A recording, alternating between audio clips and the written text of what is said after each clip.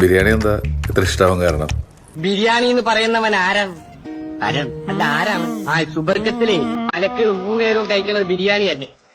അവര് ബിരിയാണി ഉണ്ടാക്കുന്നത് എങ്ങനെയാണെന്നാ, നല്ല മുട്ടുതൂശി വണ്ണത്തിലുള്ള ജീരക ചെമ്പാവരി അങ്ങാട്ട് സേവിക്കും. എന്നിട്ട് അത്തറും കിസുമത്തും അണ്ടിപ്പരിപ്പും കൂടി പശു നെയ്യിലൊരു പെരട്ടലുണ്ട്.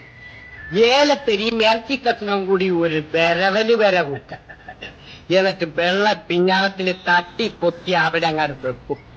അതിന്റെ മുകളില് തുർക്കിയിലെ സുൽത്താന്റെ മാതിരി തൊണ്ട് കളഞ്ഞ് കുഴിഞ്ഞ ഒരു കോഴിമുട്ട, അല്ലെങ്കിൽ നമ്മുടെ പങ്കായം പോലെയുള്ള ഒരു കോഴി കാലി.